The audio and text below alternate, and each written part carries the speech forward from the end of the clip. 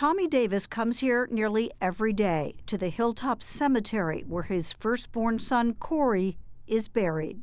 Do you like coming up here? Yeah, yes, I feel like I'm closer to him here than I am anywhere. Corey was just 20 when he lost his life in the mine explosion, the youngest to die. Tommy managed to get out alive that day, but what he suffered is almost unimaginable. He also lost his brother and nephew in the disaster. 5 years later, his grief remains overwhelming. Our days now is pretty much like it is. What's what you feel, because you can't forget it. It just keeps coming and coming and coming. It's never ending until that day we meet again. The pain is still raw at the Quarles household as well. To go deer hunting in these places, I cried going and I cried coming back. Because he wasn't with you. No, he wasn't with me.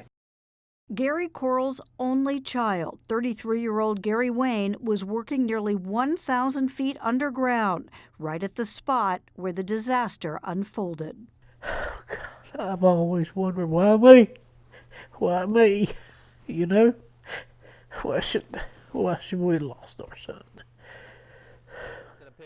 Family friend Dustin Ross was also in the mine, but closer to the exit.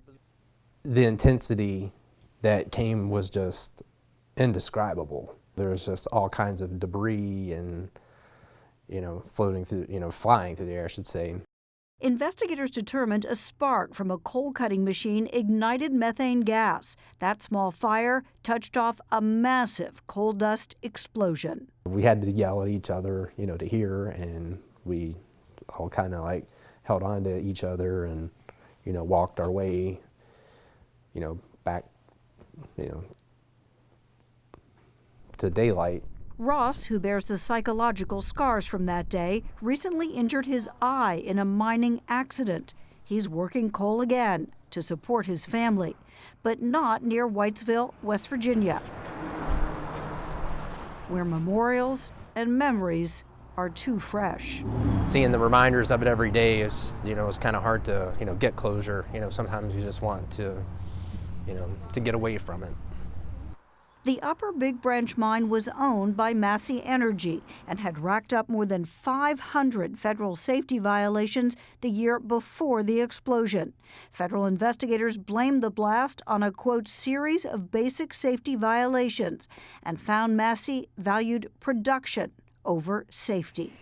Families of the 29 miners who are memorialized here outside one of the mine entrances are anxious for justice. 4 former Massey employees have already gone to jail. And now what many thought would never happen, the company's former CEO goes on trial later this month.